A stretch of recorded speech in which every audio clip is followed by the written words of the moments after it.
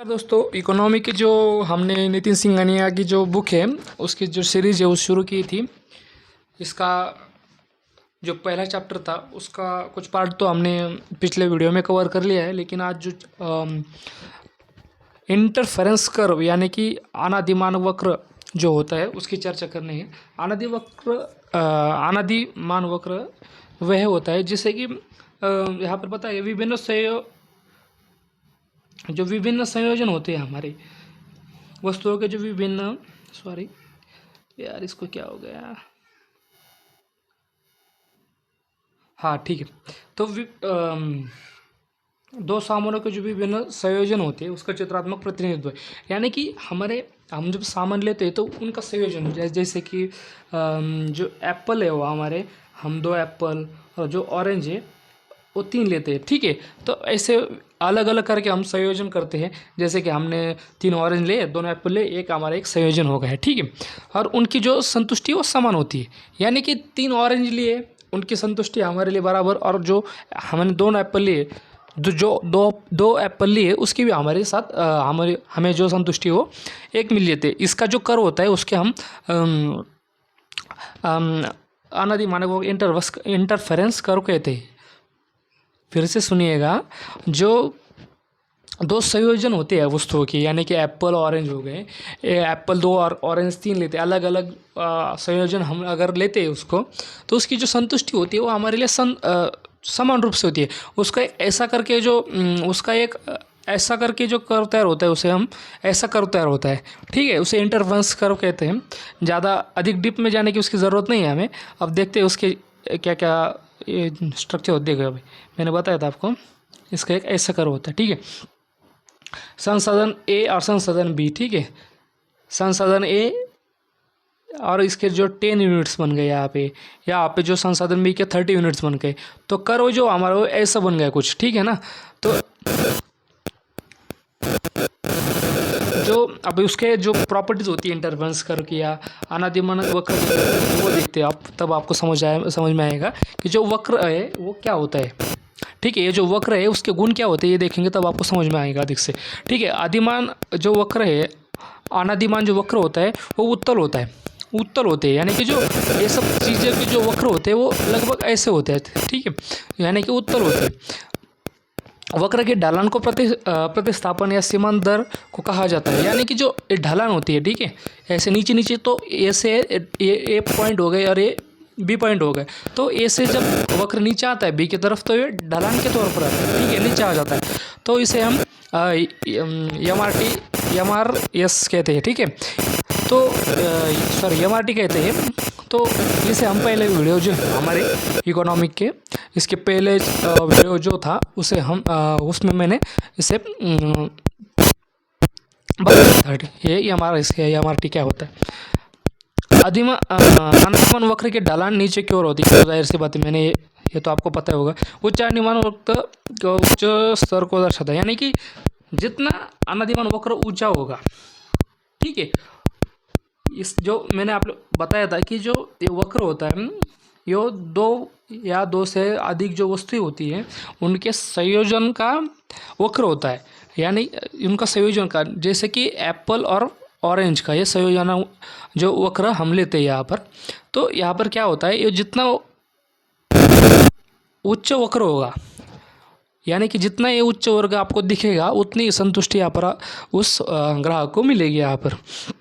और एक अनादिमान वक्र कभी एक्स और वाई अक्ष को नहीं छूता है। यानी कि अब देखो यहाँ पर जो ये वक्र है, यहाँ पर जो वक्र है हमारा कौन सा कि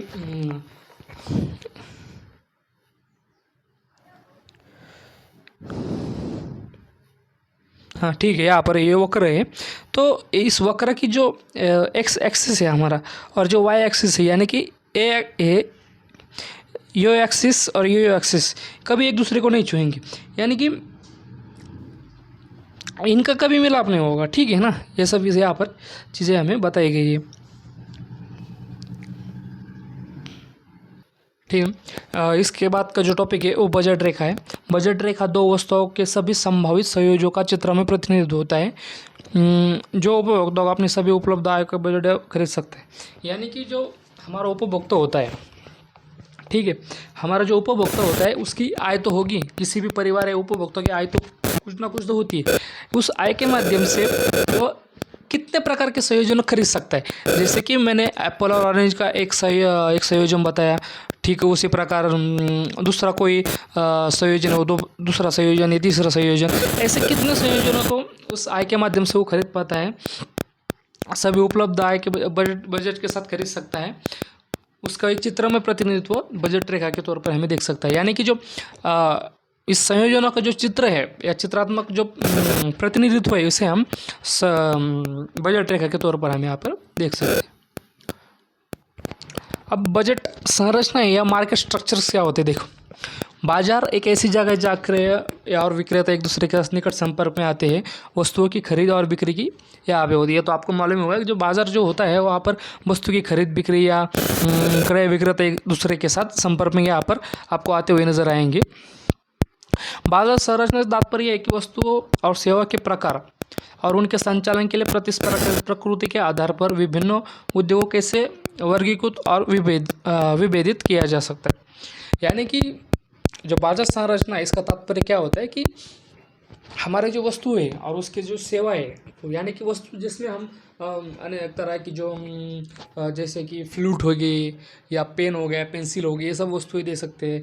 जो सेवा जिसमें हम कोई व्यापार करता है, कोई दुकान चलाता है या कोई किसी की टैक्सी चलाता है, ये सब सेवा जो हो गई, इसके संचालन की स्पर्धा के लिए हम उसे वर्गीकृत करते हैं। उस वर्गीकृत को विभाजित यहाँ पर किया जा सकता है।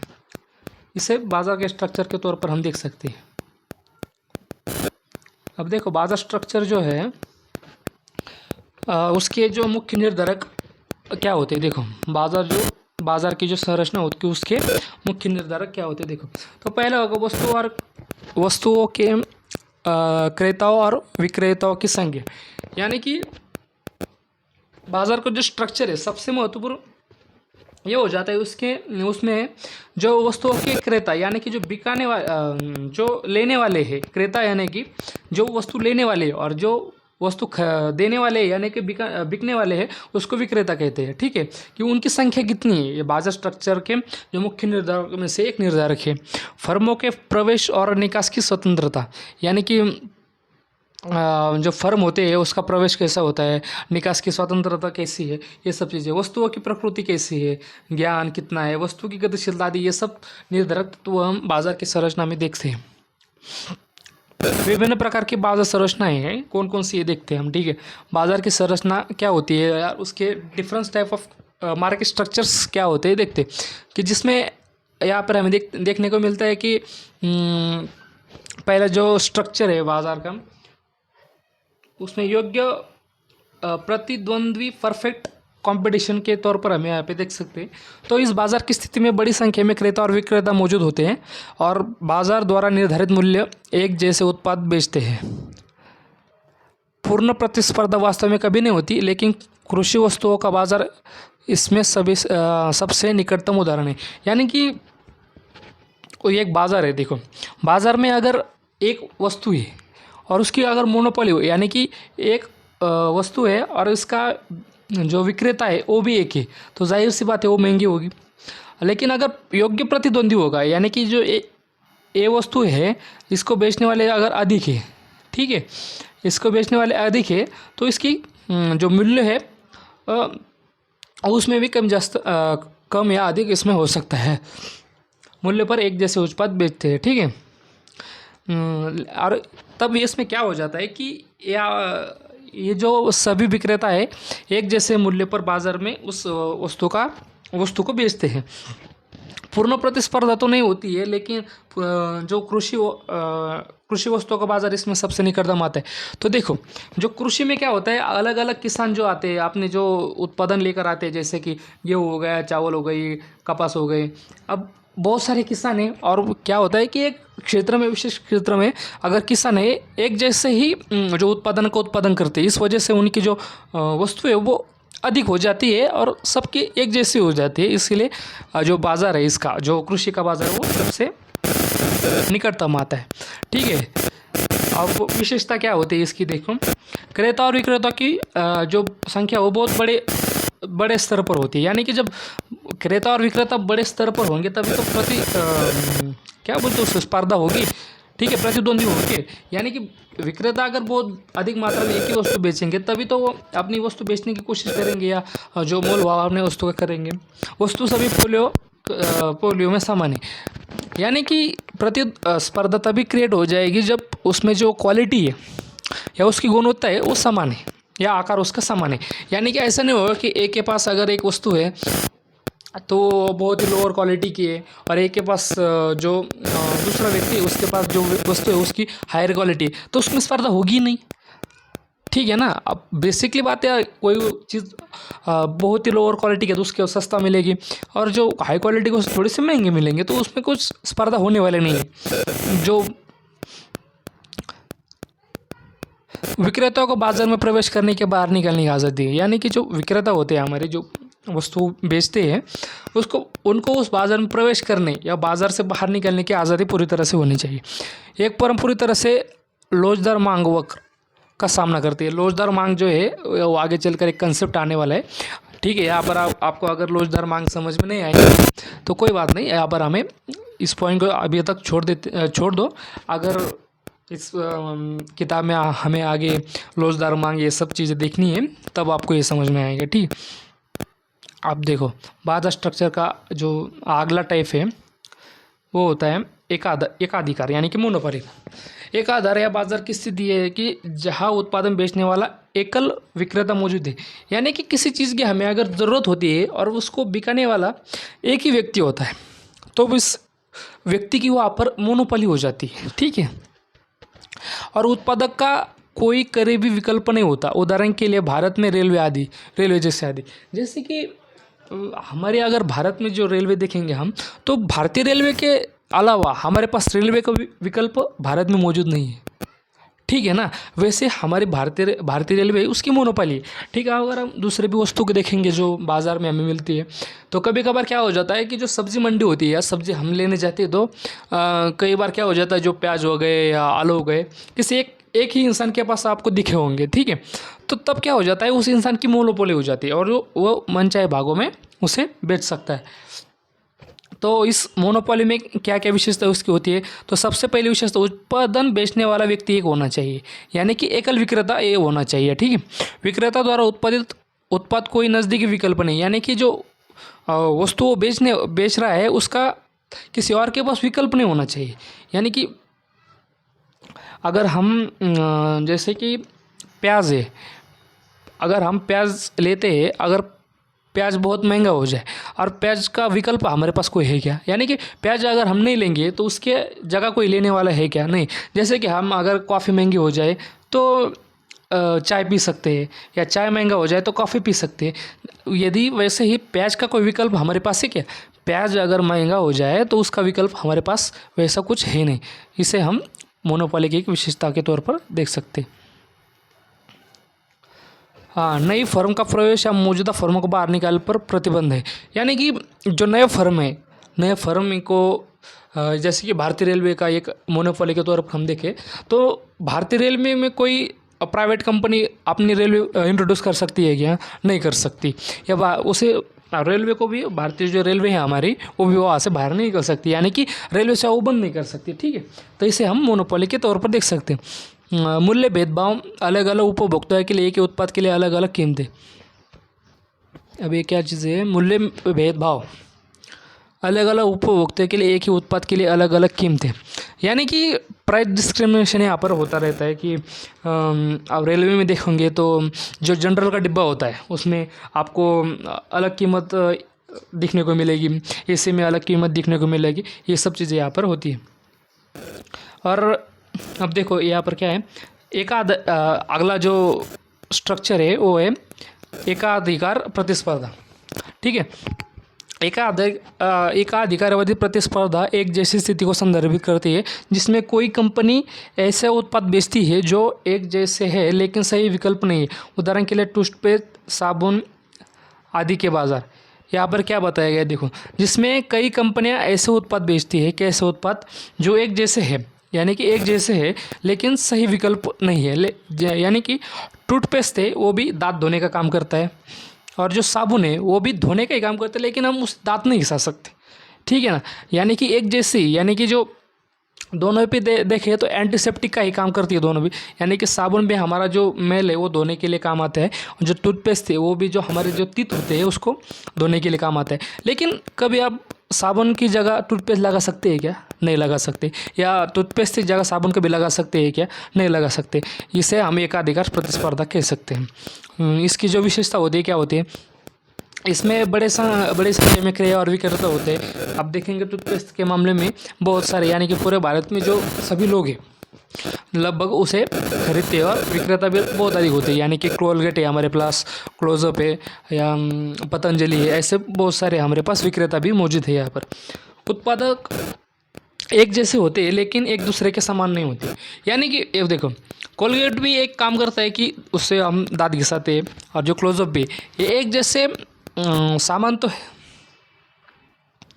उत्पाद तो एक जैसे ही है लेकिन एक दूसरे के समान नहीं है, ठीक है ना। ये तो अब कोलगेट कभी पतंजलि नहीं हो सकता, यानी कि पतंजलि का और कोलगेट का कुछ तो डिफरेंस होगा, यानी कि वो दोनों एक जैसे नहीं है। फर्म किसी भी समय उद्योग या प्रवेश में निकास में आज़ाद है, यानी कि आज़ाद तो है प्राइवेट प्रवेश उतना आसान नहीं जितना पूर्ण प्रतिस्पर्धा। उत्पादों के प्रचार और विज्ञापन पर भारी विक्रय लागत, ये तो आपको देखा ही होगा कि कोलगेट, क्लोजअप, ये सब चीज़ें कितनी अपनी विज्ञापन करते रहते हैं। अब अल्पाधिकार, यानी कि अल्पाधिकार का अर्थ है कुछ लोगों के बीच प्रतिस्पर्धा। यह एक बाजार स्थिति है जहाँ कुछ सामान उत्पाद बेच, उदाहरण के भारत में सीमेंट, ऑटोमोबाइल, यानी कि यहाँ पर क्या होता है, देखो मोनोपोली तो होती है लेकिन किसी एक कंपनी की नहीं होती, थोड़ी सी कंपनी है, कंपनी की यहाँ पर मोनोपोली हमें यहाँ पर दिखने को मिलती है। तो जैसे कि उन्हीं के बीच में अब प्रतिस्पर्धा हमें यहाँ पर देखने को मिलती है। जैसे कि भारत में जो सीमेंट है, आपको गिने चुने सीमेंट है यहाँ पर मिलेंगे, उनमें ही प्रतिस्पर्धा चलती रहती है। जैसे कि अंबुजा हो गया, अल्ट्राटेक हो गया, और दो तीन जैसे सीमेंट के कंपनियां हैं, उनमें ही प्रतिस्पर्धा चलती रहती। और जैसे कि ऑटोमोबाइल बाज़ार में हमें गिने चुनी मिलती है। अगर हम देखें तो जो सामान्य लोग हैं हमारे, जो मिडिल क्लास के, या तो सुजुकी गाड़ी लेंगे, टाटा लेंगे, महिंद्रा लेंगे, ये नियर अबाउट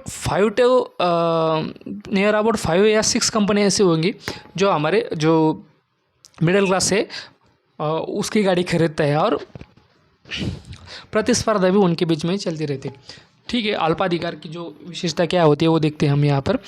विशेषता, कुछ बड़े विक्रेता मौजूद होते हैं, जैसे कि हम यहाँ पर टाटा देख सकते हैं या टोयोटा देख सकते हैं, ठीक है। ये कुछ बड़े विक्रेता मौजूद है। एक फर्म द्वारा उत्पादों की कीमत में बदलाव से दूसरे पर प्रभाव पड़ता है। उद्योगों में फर्मों के प्रवेश के लिए बाधाएं मौजूद होती है। डिमांड कर्व अनिश्चित होता है, ठीक है।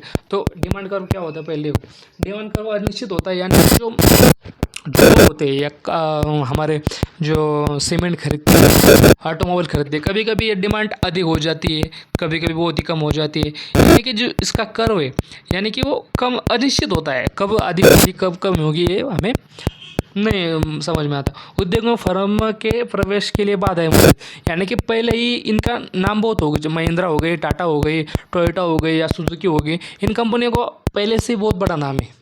प्रत्येक हर जो मिडिल क्लास लोग हैं उनके समझ में ये सब कंपनी प्रतिस्पर्धा के लिए अगर नई कंपनी भी जाएंगी तो उसकी बाधाएं मौजूद हो जाती है इसमें।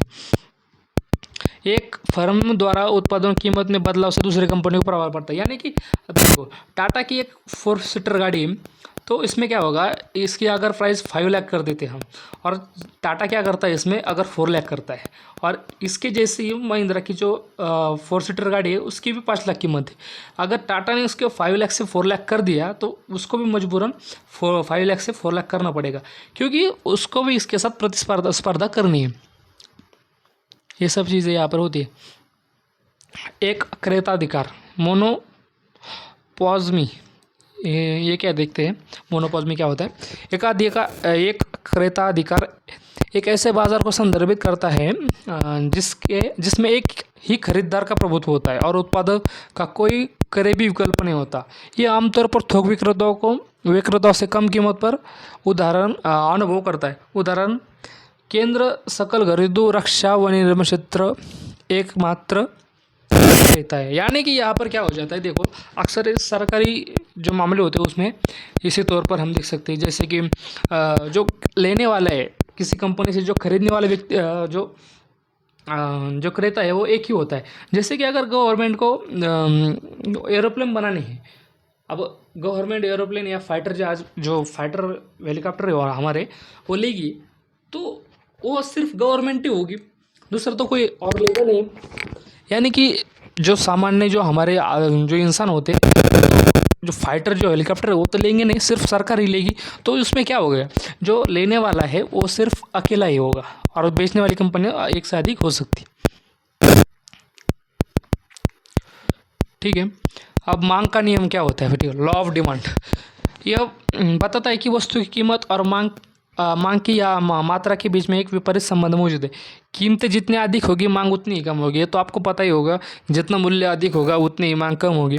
यानी कि अब यहाँ पर देखो, अगर एक पेन है हमारा, ये जो हमारे 5 रुपये में मिलता है, ठीक है, तो हमारी मांग यहाँ पर अब 10 लोग कर रहे हैं। ठीक है, अगर यही 5 रुपये कीमत का जो पेन है अगर 10 रुपये को हो गया, तो इन 10 में से कुछ लोग ऐसे होंगे जो नहीं लेंगे।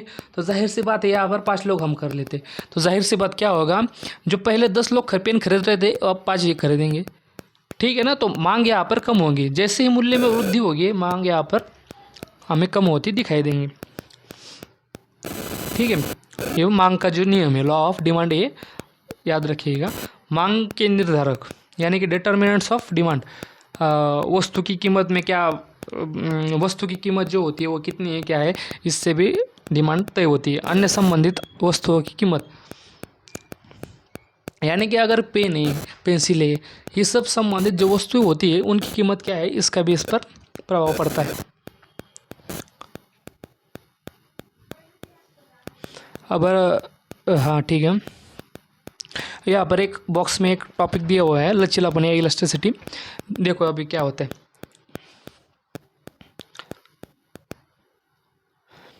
लोच कीमतों में परिवर्तन के संबंध में वस्तुओं की मात्रा में परिवर्तन का माप है।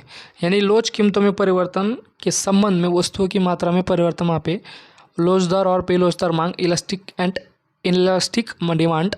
यदि कीमतों के परिवर्तन के साथ मांग की मात्रा में परिवर्तन होता है, यानी कि अगर कीमतों में परिवर्तन होता है, यानी कि कोई वस्तु अगर 2 रुपये, यानी कि पेन का बताया मैंने, तो वस्तुओं की कीमत अधिक हुई तो डिमांड कम होती है। यानी कि कीमत अगर परिवर्तन होगा है तो उसकी मांग की मात्रा में परिवर्तन होता है, तो इसे लोचदार मांग कहा जाता है। ठीक है, तो देखो ये वस्तु है, ये वस्तु हमें अब अगर 10 रुपये मिलती है, ठीक है, ये वस्तु हमें अगर 10 रुपये मिलती है, तब इसे खरीदने वाले व्यक्ति होंगे 20। ठीक है, ये समझ लेते हैं हम। ये वस्तु है, अगर इसकी कीमत है हमारे 10 रुपये, तो इसको खरीदने वाले व्यक्ति हो सकता है कि 20 लोग हो। तो ठीक है, तो अगर यही ये वस्तु जो होती है हमारी, अगर ये 5 रुपये इसकी कीमत हो जाती है, तो जाहिर सी बात है, जो अगर एक वस्तु की कीमत अगर कम होती है तो बहुत सारे लोग लेंगे। अगर यहाँ पे 10 रुपये कीमत से 20 लोग ले रहे थे उसकी वस्तु को, तो उसी वस्तु को लोग अब 35 लोग लेते होंगे। ठीक है, तो इसी परिवर्तन को अगर यहाँ पर वस्तु में परिवर्तन हुआ, यहाँ पर जो मूल्य है हमारा वो अगर कम हो गया, ठीक है, अगर वो मूल्य कम हो गया तो हमारी डिमांड बढ़ी। ठीक है ना, यहाँ पर मूल्य परिवर्तन से जो हमारे डिमांड में परिवर्तन हो गया, इससे इस मांग को अगर हम लोचदार मांग कहते हैं। ठीक है, इलास्टिक डिमांड इसी को हम कहते हैं। मांग का लोचदार मूल्य, प्राइस इलास्टिसिटी ऑफ डिमांड, इसका फॉर्मूला क्या है देखते हो आप। जो मांग का लोचदार मूल्य होता है उसके मांग की गई मात्रा में प्रतिशत परिवर्तन, percentage change in quantity demanded, मूल्य में प्रतिशत परिवर्तन। देखो लोचदार, जो मांग का लोचदार मूल्य है, प्राइस जो इलास्टिक ऑफ डिमांड है, उसका जो सूत्र है वो क्या है देखो। तो इसमें बताया गया है कि जो यहाँ पर क्या हुआ है, मांग की गई मात्रा में परिवर्तन। यानी कि पहले अगर वस्तु में 10 रुपये, अगर एक वस्तु की कीमत है और उसकी डिमांड है 5 रुपीज़, ठीक है, और अगर उसकी जो कीमत है वो कम होकर 5 रुपये हो गई, तो जो डिमांड है 10% हो गई, ठीक है। तो यहाँ पर क्या बताया गया है कि मांग की गई मात्रा में प्रतिशत परिवर्तन, यानी कि जो मांग है वो पहले 5 लोग थी और फिर 10 लोग हुए, तो कितना प्रतिशत हो गया, लगभग 100%, यानी कि पहले 5 था अब 10 हो गया, यानी कि 100%, परसेंटेज इन चेंज, ठीक है। हम यहाँ पर 100% लेते हैं, ठीक है। और मूल्य में प्रतिशत परिवर्तन यहाँ पे क्या हो गया, 100, 10 थी, -100 यहाँ पे आ जाएगा। तो ऐसे घर पे यहाँ पर हम ये सूत्र का जो भी ले सकते हैं। मांग का शून्य लोचदार मूल्य, zero price elasticity of demand, कीमत में जो परिवर्तन हो मांग में कोई परिवर्तन नहीं आता। मांग शून्य लोचदार मूल्य, जीरो प्राइस इलास्टिसिटी डिमांड, कीमत में जो भी परिवर्तन हो मांग में कोई परिवर्तन नहीं आता। यानी कि देखो यहाँ पे ये जो कंसेप्ट है, जैसे कि यहाँ पर एक कंसेप्ट है, कौन सा, टच क्यों नहीं, हाँ, मांग की लोचदार मूल्य, मांग का शून्य लोचदार मूल्य, यानी कि जीरो प्राइस इलास्टिक डिमांड क्या होता है। अब देखो अगर कभी कभी क्या होता है कि जैसे हमारे ट्रैक्टर है, जैसे कि हमारे जो ट्रैक्टर्स हो गए, ट्रैक्टर की कीमत, अगर एक ट्रैक्टर की कीमत 5 लाख है, ठीक है, और उसकी कीमत अगर 5.5 लाख हो गई, डिमांड में कुछ फर्क ज़्यादा पड़ेगा नहीं, ठीक है ना। तब उसे हम क्या कह सकते हैं कि मांग में कुछ परिवर्तन नहीं हुआ, इससे हम क्या कहते हैं, zero price elasticity of demand. यानी कि अगर मूल्य में परिवर्तन हो भी जाए तो डिमांड में कुछ परिवर्तन नहीं होता, तो इसे हम क्या कह सकते हैं, zero price elasticity of demand. अब देखिए वस्तुओं के प्रकार क्या क्या होते हैं, ठीक है।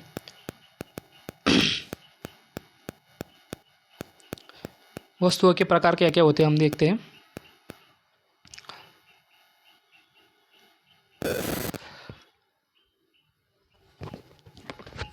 स्थानापन्न वस्तु है, यदि स्थानापन्न वस्तुओं की कीमत में वृद्धि होती है तो दी गई वस्तु की मांग भी बढ़ जाती है, उदाहरणार्थ चाय और कॉफ़ी। अब देखो अगर कोई स्थानापन्न वस्तु ऐसी होती है जिनकी कीमत वृद्धि होती है तो वस्तु की मांग बढ़ जाती है। यानी कि अगर चाय की कीमत बढ़ेगी तो कॉफ़ी का उत्पादन भी यानी कि कॉफ़ी की मांग भी बढ़ेगी। यदि स्थानापन्न वस्तु की कीमत में वृद्धि होती है, यानी कि अगर चाय की कीमत में अगर वृद्धि होगी तो दी गई वस्तु की मांग भी बढ़ जाती है, यानी कि तब कॉफ़ी की मांग भी बढ़ जाएगी, ठीक है। आपको समझ में आया होगा। अब देखो एक तो आदमी चाय पीता है या कॉफ़ी पीता है, अगर हम चाय पिए या कॉफ़ी पिए तो कुछ फ़र्क पड़ता नहीं है, और जो हमारे परिवार जो प्रभाव होना चाहिए वो एक जैसा होता है। तब मैं क्या करूँगा, अगर मुझे लगता है कि चाय थोड़ी सी महंगी है और कंपेरेटिव इसमें कॉफ़ी जो है वो थोड़ी सी सस्ती है, तो मैं सोचूंगा यार ठीक है ना, जाने दो, क्यों चाय पियेंगे, तो कॉफ़ी ही पीते हैं, थोड़ी सी सस्ती है। इस वजह से क्या होगा कि जो कॉफ़ी है उसकी मांग भी बढ़ने लगेगी, ठीक है ना। अगर चाय की जो कीमत है उसमें वृद्धि होगी तो इससे कॉफ़ी की मांग भी बढ़ जाएगी, ठीक है। अब पूरक वस्तु है, अब पूरक वस्तु क्या होती है, देखो यदि पूरक वस्तु की कीमत में वृद्धि हो जाती है तो दी गई वस्तु की मांग घट जाती है, उदाहरण के लिए चाय और चीनी। पूरक वस्तु क्या होती है, अब चाय और चीनी एक पूरक वस्तु है, ठीक है। अब क्या होता है कि अगर चीनी जो है, चीनी की कीमत बढ़ जाती है, ठीक है, चीनी की कीमत बढ़ेगी तो जाहिर सी बात है चाय की कीमत भी बढ़ेगी। इस वजह से क्या होगा कि चाय की जो मांग है वो भी कम होगी, ठीक है ना। यानी कि जो चाय की जो पूरक वस्तु है चीनी के बगैर चाय की भी बनती है क्या, नहीं बन सकती, ठीक है। तो चीनी की कीमत अगर बढ़ेगी तो जाहिर सी बात है चाय की कीमत भी बढ़ेगी, और चाय की कीमत बढ़ने से क्या होगा कि जो चाय की जो डिमांड है वो भी कम होने लगेगी, ठीक है। सामान्य वस्तु है, आय के वृद्धि के साथ इनकी मांग में वृद्धि होती है, उदाहरण साधारण टीवी। अब यह देखो सामान्य वस्तु कौन सी होती है, आय में वृद्धि के साथ मांग में वृद्धि होती है। यानी कि अगर आपको टीवी लेना है, टीवी लेने के लिए क्या चाहिए, आपको पैसे चाहिए, ठीक है ना। पैसे कब आएंगे आपके, जब पैसे कब आएंगे, जब आपके आय में वृद्धि होगी। मान लीजिएगा आपके पास 50,000 जो है वो महीने के आते हैं, ठीक है, 50,000 रुपये महीने के आते हैं, और आपको एक टीवी लेना है। आपका टीवी जो है वो समझ लो 1 लाख रुपए का है, ठीक है। तो आप 50,000 जब आपके पास होंगे तो आप सोचेंगे कि यार जाने तो क्यों टीवी लेंगे हम इतना। लेकिन आपकी आय में अगर वृद्धि हो जाती है और आपको जो महीने की इनकम होती है वो 1.5 लाख हो या 15 लाख जो साल की हो जाती है, यानी कि 1 लाख के आसपास आपके महीने में इनकम हो जाती है, ठीक है। अब आपके आय में तो वृद्धि हो गई, आपके पास पैसा अधिक आ गया, ठीक है। मेरे पास पैसे पहले 50,000 रुपये महीने के आते थे, अब 1 से 1.5 लाख रुपए अगर मेरे पास महीने के आ गए, मेरे पास तो पैसे ज़्यादा आ गए आय बढ़ने की वजह से। इस वजह से मैं क्या करूँगा, जो टीवी है वो ले लूँगा। अब अधिकतर लोगों की अगर आय बढ़ेंगी तो कोई टीवी लेगा, कोई फुटबॉल लेगा, कोई कुछ लेगा, कोई कुछ लोगे, यानी कि जो मांग है वो बढ़ने लगती है, ठीक है। साधारण टीवी की मांग तब क्या होगी, बढ़ेगी। अगर आपकी कीमत जो आपकी आय अधिक होगी तो जाहिर सी बात है कि अन्य की भी आय अधिक होगी, और बहुत सारे लोगों की आय अगर बढ़ेगी तो उनके पास पैसा आ जाएगा, और पैसा आने की वजह से क्या करेंगे, अगर इस टीवी को सब लोग लेने लगेंगे तो जाहिर तौर पे एक इकोनॉमिक्स का नियम है, जब भी डिमांड बढ़ती है तो उसके मूल्य में भी वृद्धि हो जाती है, ठीक है ना।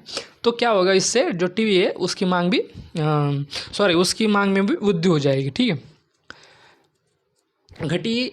घटिया वस्तु, ये क्या होता है, देखो, आय में वृद्धि के साथ इसके मांग में गिरावट आती है। उदाहरण के लिए जब घरेलू उत्पाद महंगे हो जाते हैं तब वे कम मिट्टी के तेल का उपयोग करते हैं। घटिया वस्तु, आय में वृद्धि के साथ मांग में गिरावट आती है, ठीक है। आप ये भी समझना होगा। अब जब आपकी आय बढ़ेगी तो जाहिर सी बात है आप क्वालिटी की जो वस्तु है वो लेंगे या ख़राब वस्तु लेंगे। समझो, आप पहले क्या करते थे कि जो स्ट्रीट फूड होता है ना, आपका जो स्ट्रीट फूड होता है तो वहाँ पे आपको 10 रुपये का जो है वड़ा पाव मिलता है, या दूसरी कोई भी चीज़ है जो खाने लायक हो वो आपको 10 रुपये मिलती है। लेकिन आप देखते होंगे कि वहाँ पे बहुत मक्खियाँ होगी और बहुत सारी गंदगी होगी, लेकिन आप तब भी 10 रुपये की वस्तु खरीद लेते हैं क्योंकि आपको खानी है और आपके पास पैसे जो है वो कमी है।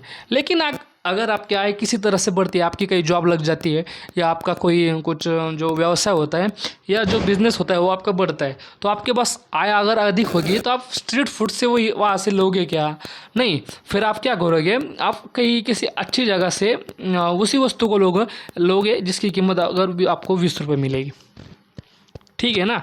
यानी कि जो खराब वस्तु है वो नहीं लेंगे आप, क्योंकि आपकी आय बढ़ी, आपके पास अधिक पैसे आएंगे तो आप खराब वस्तु क्यों लेंगे, आप तो अच्छी वस्तु लेंगे। तो वही इसी पे घटिया वस्तु जो है आय में वृद्धि के साथ इसकी मांग में क्या होता है, गिरावट में कमी आ जाती है, ठीक है। अब गिफेन वस्तुएं, कीमत बढ़ने पर लोग अधिक उपभोग करते हैं। उदाहरण के लिए यदि आलू की कीमत बढ़ती है तो लोग अन्य विकल्प नहीं खरीद पाएंगे, इसलिए वे अधिक आलू खरीदने के लिए मजबूर हुए।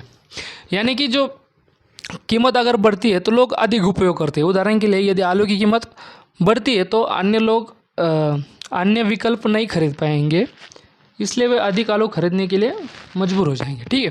तो इसमें क्या हो गया, अब देखो आलू है हमारे पास अगर आलू है तो आलू का कोई पूरक वस्तु, यानी कि आलू का जो दूसरा कोई हमारे पास विकल्प है क्या, यानी कि आलू है, आलू की अगर आपको सब्जी करनी है तो आपके पास उसी स्तर का कोई दूसरा विकल्प नहीं है। तो आप क्या करेंगे, अगर आलू पहले 20 रुपये किलो था, ठीक है, तो आपको अगर घर में 2 किलो की ज़रूरत थी तो आप 40 रुपये का आलू लेकर आएंगे, ठीक है। लेकिन अगर वही आलू अगर 40 रुपये किलो हो गया तो आप फिर 2 किलो आलू लेने के चक्कर में आप 80 रुपये यहाँ पर गवा दोगे, और 80 रुपये जाने की वजह से आप दूसरी कोई अगर आपके पास 100 रुपये समझो और आपको 2 चीज़ें लेनी है, ठीक है, आलू और टमाटर, ठीक है। पहले आलू 20 रुपये किलो थे इसलिए आपने 2 किलो लिए, और आपके पास फिर भी जो 60 रुपये या 60 रुपीज़ है वो बचे, और उससे आप टमाटर ले गए। अब क्या हो गया, सडनली जो आलू की कीमत है 20 से 40 रुपये हो गई, ठीक है, और 2 किलो आपने आलू लिए तो आपके कितने पैसे गए, 80 रुपये। आपके पास कितने बचे, 20 रुपये। तो जाहिर सी बात है पहले आप जो 60 रुपये के टमाटर ले जा रहे थे अब आप सिर्फ 20 रुपये का टमाटर ले जाएंगे, ठीक है ना। तो इसे एक फोन वस्तु है हमें यहाँ पर कहा कहते। अब वेबलेन वस्तुएं क्या होती है देखो, इसकी कीमत में वृद्धि लोगों को अधिक खरीदने के लिए प्रोत्साहित करती है, क्योंकि उन्हें लगता है कि उत्पादन जितना महंगा होगा उतना बेहतर होगा। उदाहरण कला और कलाकृति के ब्रांडेड कपड़े आदि। ठीक है, ये तो हमारे टेंडेंसी है इंडियन लोगों की कि कभी कभार क्या हो जाता है देखो, कभी कभार क्या हो जाता है कि हम अगर कोई ऐसी चीज़ होती है जिससे वो महंगे होने की वजह से हम अधिकतर खरीदते हैं। तो आपने देखा होगा कि अगर आप एक वस्तु है आपके पास और सेम उसी कार्य को करने वाली दूसरी वस्तु है आपके पास, तो अगर आपको जो बिजनेसमैन है, दुकानदार है, वो क्या करता है, इस वस्तु की कीमत आपको 10 रुपये बताता है और इसकी 50 रुपये बताता है। तो आप भी सोचते होंगे यार इसका काम तो एक ही है, ये और ये चीज़ दिखने में तो एक जैसी है, लेकिन इसमें प्राइस डिफरेंस इतना क्यों है, यानी कि एक वस्तु 10 रुपये की और दूसरी वस्तु 50 रुपये की, ऐसा क्यों है। तो आप भी सोचते होंगे यार इसकी कीमत अधिक है, ये अच्छी वस्तु होंगी तो आप ये खरीद लेते। तो ऐसा भी कभी कभार हो जाता है, यानी कि अगर उसमें कीमत में वृद्धि होने लगती है तो आप भी सोचते होंगे यार जो महंगी चीज़ है तो वो अच्छी होंगी, तो इस वजह से वो महंगी, इसलिए उस वजह से आप उस वस्तु को खरीदते हैं। जैसे कि आईफोन हो गया, ठीक है, आईफोन और एक एंड्रॉयड फ़ोन हो गया। एंड आईफोन ठीक है कुछ मात्रा में उसकी क्वालिटी है, लेकिन उतनी क्वालिटी नहीं है कि 1,25,000 1,20,000 में लेंगे। एंड्रॉयड में उतनी कुछ खराबी नहीं है कि वो 20,000 में बिकता है। लेकिन अब क्या हो गया कि लोगों को लगता है कि आईफोन महंगा है, इस वजह से वो अच्छा है, इस वजह से लोग आईफोन खरीदते जाते, इस वजह से उनकी ब्रांड बन गया है वो अभी। ठीक है, अब आपूर्ति क्या होती है, यानी कि सप्लाई क्या होती है देखो। आपूर्ति एक वस्तु की मात्रा है जो कि एक फर्म इच्छुक है और दी गई कीमत पर बेचने में सक्षम है। यानी कि एक फर्म है, इस फर्म में जो उत्पादन हुआ है और उसे बेचने के लिए वो इच्छुक है, उसे हम आपूर्ति की मात्रा में कह सकते हैं। आपूर्ति का नियम यानी कि जो सप्लाई होती है उसका नियम क्या होता है देखो, आपूर्ति के नियम के अनुसार अन्य कारकों को स्थिर रखते हुए यदि मूल्य बढ़ता है तो आपूर्ति भी बढ़ जाती है। यानी कि अब देखो, अन्य कारकों को स्थिर रखते हैं, यदि मूल्य बढ़ जाता है तो माल की जो आपूर्ति है वो भी बढ़ जाती है। यानी कि अब देखो, एक फैक्ट्री है और ये फैक्ट्री कोई ए नाम की चीज़ बनाती है, ठीक है। अगर ए नाम की चीज़ कमाती है जिसकी मार्केट वैल्यू है 20 रुपया, ठीक है। अब क्या होता है, सडनली ये जो ए कीमत है उसकी कीमत ये जो चीज़ है इसकी कीमत होती है 25 रुपये। तो फैक्ट्री वाले क्या सोचते हैं, यार जो हम सामान बेच रहे उसकी लागत तो सेम ही आ रही है और वो पहले 20 रुपये में बिक रही थी लेकिन आज 25 रुपये में बिक रही थी। तो अब फैक्ट्री वाले क्या करेंगे, ज़्यादा से ज़्यादा जो वस्तु है वो प्रोड्यूस करने के लिए देखेंगे, ठीक है। ये सब हमें देखने को मिलता है। जाहिर सी बात है, लाभ कमाने के लिए फैक्ट्री वाले ऐसे करेंगे। यदि मूल्य बढ़ता है तो निर्माता अधिकतम लाभ प्राप्त करने की चाहता है, ठीक है। यही बताया मैंने कि अगर ये जो चीज़ है पहले 20 रुपये में बिकती थी और इसकी लागत यानी कि जो वस्तु तैयार करने के लिए जो खर्चा आता था वो 10 रुपये आता था और 50% जो है वो फैक्ट्री वाले को मिलता था। लेकिन सडनली अब क्या होता है, मार्केट वैल्यू इसकी 25 रुपये हो जाती है। तो फैक्ट्री वाला सोचता है कि यार उसकी कीमत बढ़ गई है तो अब और जो वस्तु है उसको उत्पादन में अधिक से अधिक करूँगा, जिस वजह से मेरे जो लाभ है वो अधिक हो जाएगा, ठीक है। अब ये तो कंसेप्ट होगा। अब इसमें एक कंसेप्ट है देखो, जो अदृश्य हाथ है यानी कि इनविजिबल हैंड। जो एडम स्मिथ है, जो जिसकी एक किताब है the theory of moral sentiments, इसने 1759 में और बाद में एन इंक्वायरी ऑफ द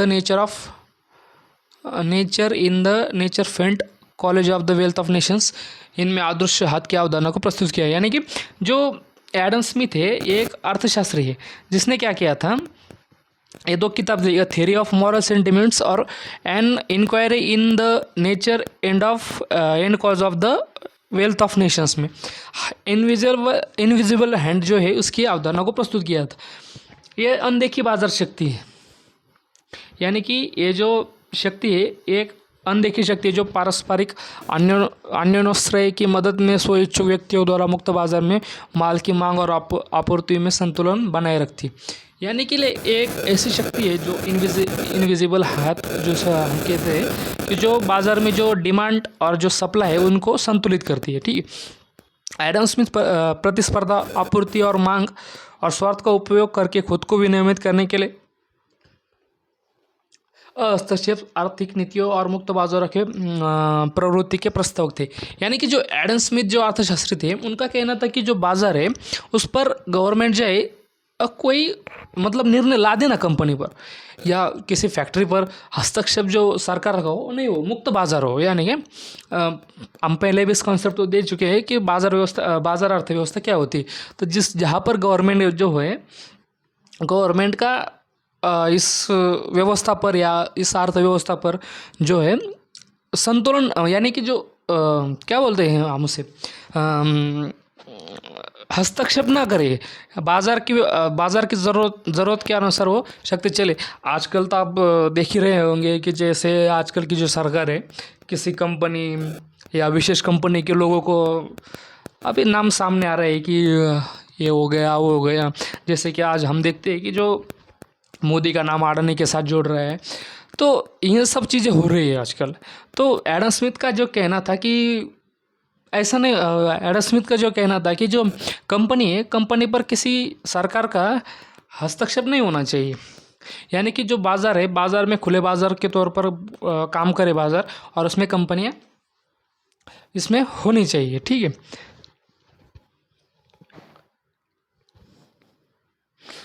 एक अनदेखी बाजार शक्ति है एडम स्मिथ। ठीक है। अब हस्तक्षेप क्या होता है देखो,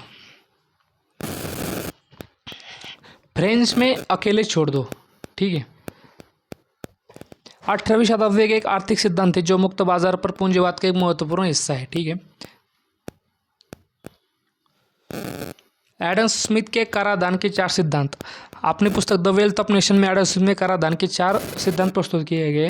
कराधान के जो सिद्धांत है द वेल्थ ऑफ नेशंस में एडम स्मिथ में लिखे गए। समानता के सिद्धांत, निश्चितता के सिद्धांत, सुविधा का सिद्धांत, अर्थव्यवस्था का सिद्धांत, ये सब चीज़ें उन्होंने दी हुई है। ठीक है। अब पैराडॉक्स थ्रेफ, यानी कि जो मित विविधता है जो विरोधाभास है उसका यहाँ पर मित व्ययिता जो है विरोधाभास या पैराडॉक्स ऑफ थ्रिफ्ट उसे कह सकते हैं। यह अवधारणा अर्थशास्त्री जॉन मेनॉर्ड किन्स द्वारा दी गई थी। इसमें कहा गया था कि व्यक्तिगत बचत और आर्थिक विकास के उसने कहा गया था कि व्यक्तिगत जो बचत होती है वो आर्थिक विकास के लिए हानिकारक हो सकती है। आर्थिक मंदी के दौरान व्यक्ति अधिक बचत करने की कोशिश करते हैं जो अनिवार्य रूप से कुल मांग में गिरावट कर लेता है और इसलिए आर्थिक विकास में गिरावट की ओर जाता है। यानी कि आपने अक्सर देखा होगा कि जो फैक्ट्री वाले होते हैं, देखो अब एक फैक्ट्री है और एक परिवार है, और यह परिवार के कहने के बजाय हमारे लोग संकेत यहाँ पे बहुत सारे लोग हैं इस फैक्ट्री में काम करते हैं। ठीक है। अब क्या होता है कि जब ये लोग यहाँ पे काम करेंगे तो फैक्ट्री जाहिर तौर पर उनको पेमेंट करती है, तो इनके पास पैसा आ जाता है जिनसे ये अनेक जो वस्तु है वो खरीद लेते हैं। लेकिन कभी कभार क्या हो जाता है जब महंगाई बढ़ती है, अक्सर ये महंगाई में होता है कि एक परिवार सोचता है कि महंगाई बहुत है, इस वजह से क्या करते हो कम से कम जो वस्तु है वो खरीदी करता है। ठीक है। अब कम से कम वो जब वस्तु खरीदी करेगा तो क्या होगा, अगर एक परिवार था जो 10 पेन खरीदा था पहले, ठीक है, 10 पेन पहले वो खरीदता था, लेकिन अब क्या कर रहा है वो सिर्फ 2 ही पेन खरीद रहा है। इस वजह से क्या होगा, जो पेन बनाने वाली कंपनी है, ठीक है, इस वजह से क्या होगा, जो पेन बनाने वाली कंपनी है उसका प्रोडक्शन कम हो जाएगा, यानी कि उसके पास स्टॉक बहुत बच जाएगा। इस वजह से वो क्या करेगी, जो उसके कंपनी में काम कर रहे लोग हैं उनको निकाल देगी, फिर वो बेरोजगार हो जाएंगे। तो अब ये जो श्रृंखला है वो आप समझ रहे होंगे कि पहले क्या, जब कोई भी देश की जो लोग हैं वो कम खरीदते या सेविंग कर लेते, यानी कि क्या बैंक अकाउंट में पैसा हमारे जमा करते सिर्फ, और कुछ वस्तुएं खरीदते नहीं। अगर वस्तुएं खरीदेंगे नहीं तो कंपनियां कैसे चलेंगी, अगर लोग कुछ वस्तुएं खरीदेंगे नहीं, उसका उपभोग नहीं करेंगे, तो कंपनी ज़ाहिर सी बात है चलेगी नहीं। अगर कंपनियां चलेंगी नहीं, उनका जो प्रॉफिट है वो कम होता जाएगा, तो जाहिर सी बात है उस कंपनी में काम करने वाले जो लोग हैं वो उनका वो निकलेंगे। इस वजह से क्या होगा कि बेरोज़गारी फिर से बढ़ जाएगी, और बेरोज़गारी बढ़ने की वजह से आय कम होगी, आय कम होने की वजह से फिर से लोग कम खरीद पाएंगे तो जाहिर सी बात है और भी लोग कंपनियों से निकाले जाएंगे। तो ये सब फिर चक्र चलता रहता है। जो जॉन मैकॉर्ड किन्स द्वारा दी गई जो जॉन मैकॉर्ड किन्स है, उसने यही कहा था कि आर्थिक बचत आर्थिक विकास के लिए हानिकारक हो सकती है। ठीक है, अगर आप सिर्फ बचत ही करते रहेंगे तो वो आपके देश के लिए हानिकारक हो जाएंगे। एडम स्मिथ 1729 से 1790 के दौर में क्या कहा था उसने, जिन्हें अर्थशास्त्र के जनक और पूंजीवाद के जनक के रूप में भी जाना जाता है। उनके अन्य कार्यों में शामिल है नैतिक भावनाओं का सिद्धांत। नैतिक भावनाओं का सिद्धांत जो था उनका वो 1759 में दिया था। न्यायशास्त्र पर व्याख्यान 1763 में दिया था। धर्म प्रकृति कारणों में एक जांच 1776 में दिया था। जो जॉन मिकेट्स है, जो अन्य महत्वपूर्ण जो अर्थशास्त्री है, वो समष्टि अर्थशास्त्र के जनक के रूप में जाना जाता है। उनके कार्य शामिल है, उनके कार्य क्या क्या शामिल, the economic conventions of peace and, यानी कि शांति का आर्थिक परिणाम 1990 में उन्होंने कहा था। द एंड ऑफ द लाइजेस्फेयर, यानी कि हस्तक्षेप का अंत 1926 में। The general theory of unemployment, ये सब चीज़ें उन्होंने कही थी। इसी के साथ ये लगभग हमारा चैप्टर जो है वो ख़त्म हो गया। ये सारांश यहाँ पर दिया हुआ है। तब हम क्या करते हैं, जो इसके कुछ यूपीएससी में जो हमारे जो कुछ प्रश्न है यहाँ पर वो देखते हैं। प्रारंभिक परीक्षा में जो कुछ प्रश्न है वो सॉल्व कर पाते हैं कि नहीं है। तो पहला प्रश्न इसका है, इसके निम्नलिखित पर विचार करें। ठीक है, तो अन्य चीज़ें अपरिवर्तित रहती है। ठीक है, एक वस्तु की बाजार की मांग बढ़ सकती है यदि, यानी कि बाकी सब चीज़ें जो वो वैसी की वैसी रहेंगी, लेकिन सिर्फ क्या हो जाता है, बाजार में जो मांग बढ़ती है, एक वस्तु है जिसकी लगातार मांग बढ़ती जा रही है, लेकिन बाकी सारी चीज़ें एक जैसी है, यानी कि जो उसको में कुछ परिवर्तन नहीं हुआ, यानी कि उसकी लागत में भी कुछ परिवर्तन नहीं हुआ है, महंगाई भी नहीं है, कुछ भी नहीं है, यानी कि अन्य कुछ भी परिवर्तन नहीं है, लेकिन सिर्फ उसकी क्या हो रही है, मांग बढ़ रही है। ठीक है, तो इसके विकल्प, यानी कि हमें इस चारों में से सही विकल्प चुनना है। तो इसमें क्या हो सकता है, इसके विकल्प का मूल्य बढ़ जाता है। यानी कि इसमें क्या कहा गया है कि जो इसका कहना क्या है, देखो, तो इसका कहना है कि इसके विकल्प के मूल्य का मूल्य बढ़ जाता है। यानी कि अगर चाय और कॉफ़ी है, कॉफ़ी की कीमत कब बढ़ेगी, जब चाय की कीमत, कॉफ़ी की मांग कब बढ़ सकती है, जब चाय की कीमत बढ़ जाएगी। मैंने आपको पहले बार बताया था, जब चाय बहुत महंगी हो जाएगी तो कॉफ़ी बजाय इससे बात है कॉफ़ी की मांग बढ़ सकती है। तो यहीं पे वही बताया गया है कि विकल्प मूल्य बढ़ जाता है, यानी कि चाय का जैसे मूल्य बढ़ा तो कॉफ़ी की मांग बढ़ जाती है। तो ये सही है, ये हो सकता है।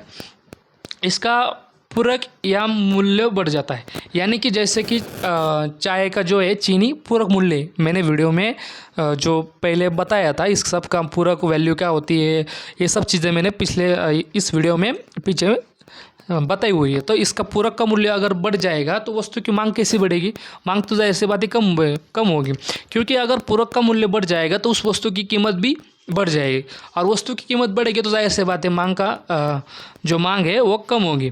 तो ये तो नहीं आएगा। एक वस्तु निचले स्तर की वस्तु है तथा उपभोक्ता की आय में वृद्धि होती है, ये भी नहीं हो सकता। क्यों नहीं हो सकता, निचले स्तर की वस्तु यानी कि एक खराब वस्तु है, और उपभोक्ता की आय में अगर वृद्धि होगी तो उपभोक्ता खराब वस्तु क्यों खरीदेगा, तो ये भी नहीं हो सकता। और चौथा क्या है, इसके मूल्य में गिरावट होती है। ठीक है, अगर मूल्य में गिरावट